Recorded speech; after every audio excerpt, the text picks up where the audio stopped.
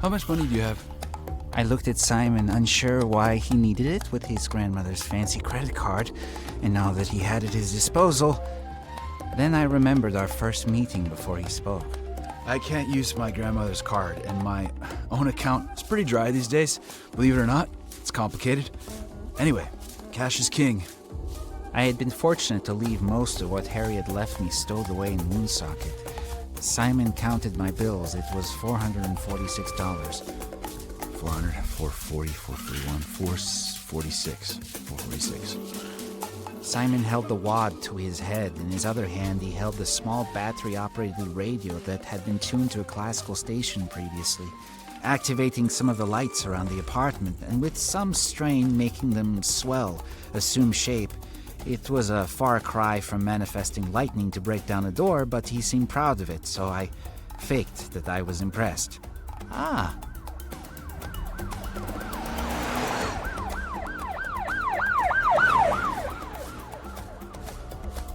Short guy, we proceed. Anyone else? We stand at guard, maybe bail. Might try to distract things with my powers, unless you have anything else, do you think? I nodded in affirmation. I still didn't know what 446 meant. The entrance was a brownstone somewhere in Greenwich Village. It had a little plaque with the Ouroboros on it in silver. Snake, not dragon. A camera thing at the door, red vampiric eye. Simon waved a badge of some kind. The door buzzed.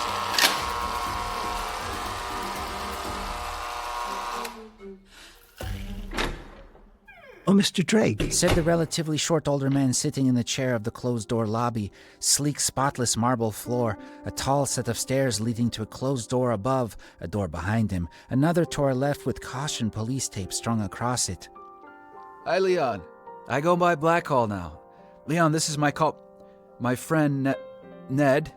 He's been approved by my grandmother. I'd like to do a guest tour, with donation, of course. Oh, Mr.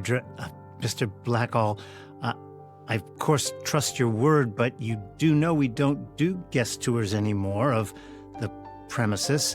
Not since, well, we don't do them. Strict orders, I'm afraid. Strict orders from, who?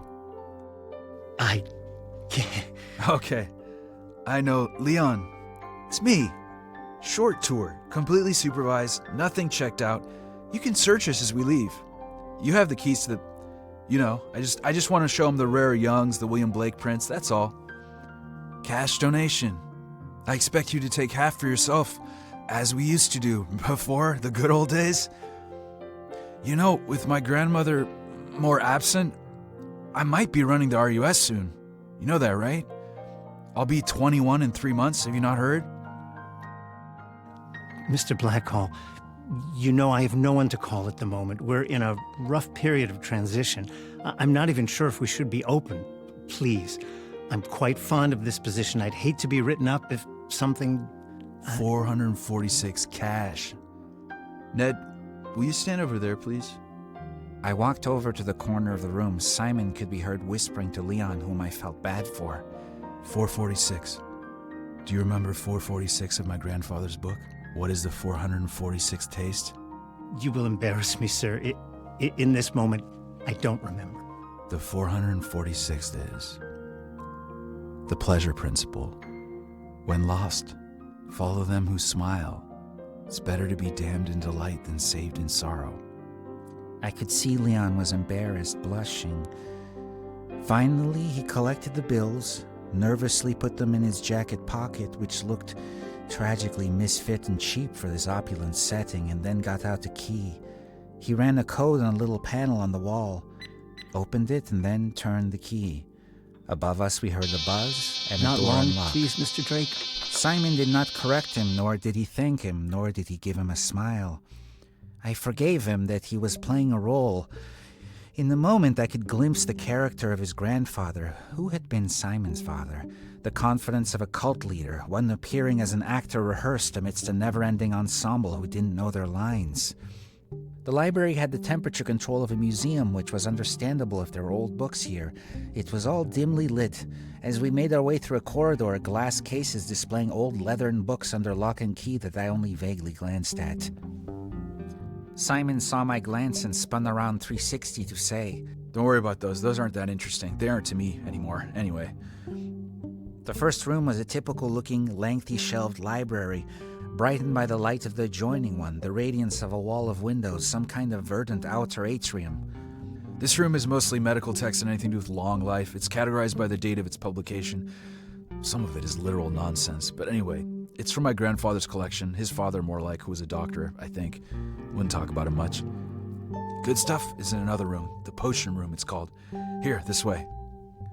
I stared at my feet at the carpet. There were snakes among flowers, among vines, and for a moment I was transported back to the Amazon, and I wondered if my powers were somehow feeling fed by this place, or perhaps it was my imagination and that was the key. Smart bunny, said the voices. The next room, a long corridor that led to the left and right, had big plush white chairs, presumably for reading, and a slick black marble floor with veins of silver and gold, which again felt like a romanophile's, if that's the right words, wet dream, if you'll excuse the coarse analogy. The tall windows, split horizontally in half, measuring 10 feet at least, panels 4 feet across. I do not know why I was measuring them in my mind. Perhaps the dream of my lone architectural achievement was muddling within me. The tall windows gave a view of a garden atrium, tall palm trees, almost a tropical feel. I peered down to see a babbling fountain of sorts below. Well, shit. I heard Simon said.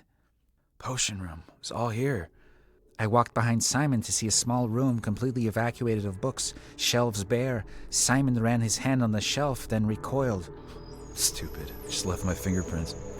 Oh well, they'll know I was here. Who gives a shit? Blame me if they want. Who will blame you, Simon? Your grandmother? The RUS? What was that about you being the next leader of the RUS? Just a ruse. Oh yeah, I did say that. I was just improvising. Of course, I would be the ideal candidate. And if my grandmother had held power, but it's complicated. It's all in the money, you know. My grandmother has been a little loose with her cash. Won't tell me how much she's lost, but anyway. I'm not part of the inner circle. Not really. Always have been my grandfather's secret weapon, as it were, and now they'd love to have their hands on me, of course. And so are you in some danger? Sure. Aren't we all? Fuck it, right? Also, probably not right now. Those who were there at the compound, the old man, those he had ties with, those who built the technology, they're not stateside. My guess is they're more concerned with regaining control of the castle we were at. Try to figure that whole mess out. Also, there were clear ideological disagreements. It's just rich people shit. Trust me, the rich, much like us vampires, move slowly and deliberately. We have time on our side, or at least I thought we had more until I see this. We walked down the hall past several rooms, which were still well stocked, it would seem, but Simon disregarded them, passingly mentioning some of Young's manuscripts, some paintings which piqued my interest, but he was quite intent on arriving at the end. The door was closed, but he had the code, took out the key, and inside was an old office. It reminded me of a ship. The wood paneling was carved with boats, anchors. A mermaid jutted out of the corner of an old, unwieldy, antique-looking desk. An air purifier buzzed in the corner. On either side of the room were the same tall shelves. At the center of the room was a rounded jute carpet with the emblem of a snake biting its own tail around its circumference. In its middle was a red dot. It looked strangely familiar, or it spoke to me, I should say. Simon pulled out a book, excited like a child. He showed it to me. The Tale of Barnacle Harry, Pirate Vampire, it read. It's kind of a hard read, but here, we gotta take this. He shoved it into my bunny backpack. Simon, won't Leon be upset? Well, I have a feeling we're gonna be blamed for the potion room, so might as well get something out of it. Don't worry. Like he said, he doesn't have anyone to call. And I'm pretty sure he won't dare to call the cops. Not on me. We're not gonna take much. He flipped around to one side of the room, discarding old leathered books on the ground with the faintest trail of spite. I ignored his energy. It wasn't that Simon had a darkness to him, only a kind of familiar manic energy. I suppose it reminded me of my youth, and I was suddenly embarrassed that I had not succeeded in aging myself the previous day. Many of the books were nameless and looked more like old journals, many in black leather, some in red. I absent-mindedly took one down. Inside the cover it read in English, Symbiosis of Sexuality, Reproduction and the Vampiric Type. No author. I opened the first page and it was blank. The next page too. All pages. Blank. Simon. I turned to show him. Heh. Yeah, pick up another one. Go ahead. I did. It read, "The fountain as symbol in art." This time the author said L. Drake, but again, blank pages. How many of these are like this? What is the reason? Some 3/4, maybe more. There are some written by my grandfather, his ancestors, and some obscure ones which I'm looking for. Ah, here we go. Ha, they didn't take it. Idiots. Simon strolled towards me with a small book, cloth bound, a little red umbrella stamped on it. This is mine now. This will be my inheritance. I could see Simon was emotional. Come on, there's nothing else of value here, I don't think. I'm afraid if we get to the other library in Europe, it'll have been ransacked by now. It was good I got here first. We walked down the stairs. My little bunny backpack was clearly heavier than before. Leon was there waiting. Poor chap, I could tell he was looking nervous, about to ask to see in my bag. Before I could get there, Simon had placed his hand on his shoulder. He whispered something in his ear, and then looked him straight into his eyes, decidedly giving him a vampire's gaze. And when he looked back at me, I saw he had bared his fangs. For a moment I forgot that I had not to fear him, but could only see the emptying of blood from the man's complexion, as if he had drained him simply with a few words, with a passing glance. Leon sat swiftly down on his chair. I gave a little pitiful wave, almost as in apology, and we were back down the brownstone stairs before the door could thud closed. It is part of his mythos. I only discovered that 3/4 or whatever of the books were blank a little while back. You see, no one had access to the books he wrote, not until recently. Or the ones who did kept the secret. There was a list of them all, titles. Some without authorship to increase the mystery. Increase his sense of humility, maybe? I don't know. Others are said to be by his father's father, and some, a few are real, but most just like totally bogus. The illusion, I guess, of someone who needed to control others by appearing smarter than them. I told my therapist about it. And yet, what a showman. He gave dissertations, entire lectures on these imaginary books. My grandmother said he improvised them. She has some of them recorded. Some of it could make sense, like he was channeling something. I don't know. Can't square it. I think he had some kind of genius, maybe. Maybe magic is a better word. I think if my grandfather hadn't spent most of his life trying to kill vampires, then to manifest their energy and somehow had gotten bit, I think he would have been a very fierce vampire. I'm not sure what his powers would have been. Think about that sometimes. We walked a long while down the New York streets, below us occasionally the rumble of the subway. Below. Something was calling from below. As from below, so from above, said a distant voice now. I looked up at the reflection of the sun upon the glassy scales of the large sardine box-like buildings. It was still midday. We walked in silence, Simon occasionally using his vape, lost in thought it would seem. A long while until we reached Central Park.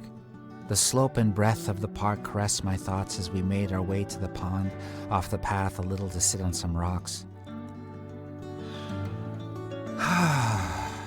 Well, what is the book that we took, if I may ask, Simon? It's maybe not as interesting as you'll think it should be. There's no magic spells in it, at least I don't think. Has no author and it doesn't even mention the red umbrella that's on its cover, I think, but it's... I don't know, I heard it's what my grandfather based a lot of his theories on, at first. I think his father gave it to him, and story goes my father stole it just before he left, a bit after I was born. Then he died and he had it on his person, or perhaps my mother had it, but they were together, so the details don't matter, I guess.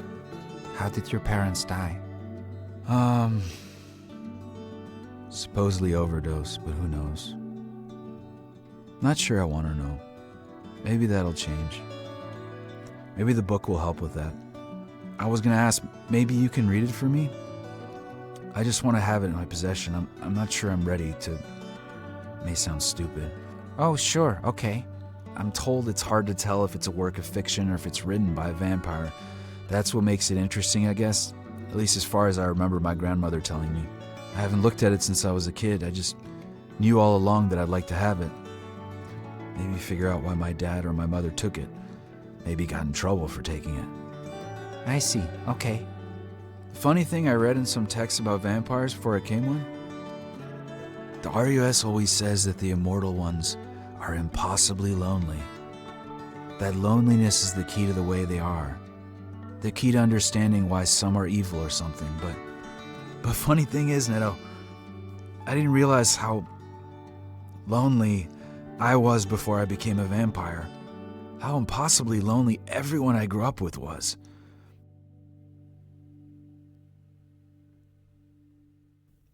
I didn't realize it until I met Harry, and then... And then? I really believed the RUS had the fate of the world in their hands. First, we are benevolent, my grandfather would say before he gave his speech. I knew Harry wasn't bad first time I met him. But everything I'd ever lived for, every little piece of my reality, depended on proving their theory correct, and maybe I wanted my grandma to achieve immortality. Maybe I was struggling with the thought of losing her. I get that I'm just a young vampire. Maybe I will feel lonely as time goes on. I mean, I know I will. As I lose partners, as I lose my grandma. Maybe I'll go separate ways from you or Harry, and damn it. I know that when I finish college, if I finish college, I won't even really be able to keep in touch with my new friends for that long. But I can tell you, living for a lie for this long, living with people cemented the idea that we were the good guys when at least halfway to the opposite seems plainly be true. There's a loneliness for who I was all those years. Like I wasn't in my own body, in my own mind, in my own heart. I guess I'm... Simon's face streaked with tears. He sipped on his vape. Mourning, grieving. Yeah. I wish it could have been different. Yes, we all do, Simon, I understand. I said in my head, but not out loud.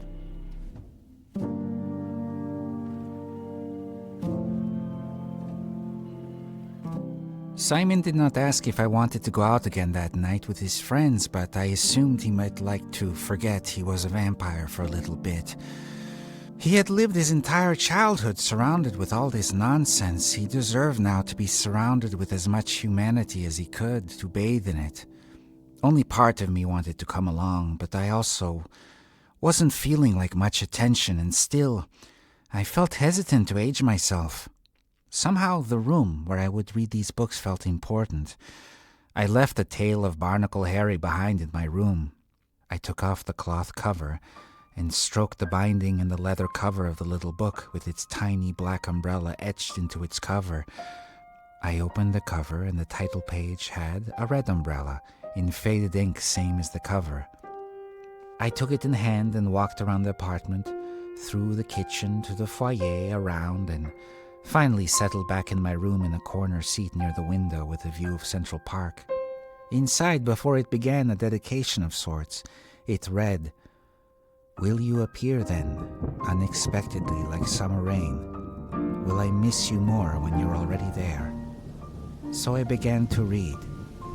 There is nothing I love There is and nothing hate I more. love and hate more than the suddenness of a summer rain. She taught me that this was my core metaphor, that it was unpredictability that I hated and desired.